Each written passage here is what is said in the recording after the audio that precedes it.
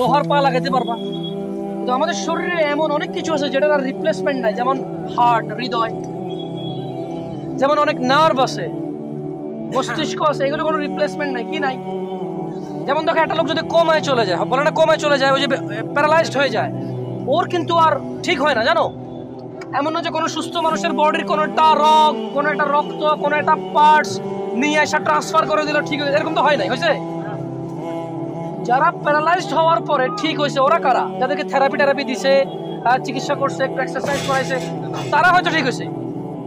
তাহলে তোমার হিসেবে তোমার কাছে পা আছে কয় টাকা দামের, এটা তোমার হিসেবে আর কি। ধরো না একজন আমেরিকার লোক, বিজনেসম্যান, যদি তাকে অফার করা হয় তার একটা পা নাই, আর যদি তাকে অফার করা হয় এক্স্যাক্টলি আল্লাহ যেরকম পা দিছে সেম পা এরকম করবো, একবারে ডান পা যেরকম ঠিক বাম পা এরকম হয়ে যাবে, তুমি কত টাকা দিতে রাজি আছো? হয়তো সে বলবে আমার পুরো $100 মিলিয়ন, $50 মিলিয়ন আমি দিতে রাজি আছি, কারণ আমি চাই আগের মতো দৌড়াইতে, যেভাবে আমি আগে দৌড়াইতাম, যেভাবে আমি নিজের পায়ে নিজে উঠতাম, চলতাম, ফিরতাম, আমি চাই ওরকম দৌড়াইতে। হয়তো ঠিক না? তোমার হিসেবে এটা 50 লাখ, তার কাছে এটা $50 মিলিয়ন পা, তার কাছে এটা কত মিলিয়ন পা? এগুলো কি রিজিক না? এই পৃথিবীতে সবচাইতে দুর্বল, সবচাইতে লো ক্যাটাগরির রিজিক হচ্ছে টাকা। পৃথিবীর সবচাইতে লো ক্যাটাগরির রিজিক কি? বাট এটা নিয়ামত, এটা কি? আলহামদুলিল্লাহ। কিন্তু সবচাইতে বড় রিস্ক হচ্ছে তাওহীদ। কি? আল্লাহর একত্ববাদিতা। কি?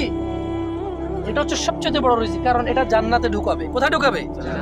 জান্নাতে। কি হবে? এইভাবে স্বর্ণ খচিত চেয়ারে হেলান দিয়ে জান্নাতের এক অপর সাথে গল্প করবে। সেগুন কাঠ না রে ভাই, স্বর্ণ খচিত আসন। কি আসন? জান্নাতীরা হেলান দিয়ে কি করবে? আড্ডা দিবে। এবং যা তাদের মনে চায় তা ওরা পাবে।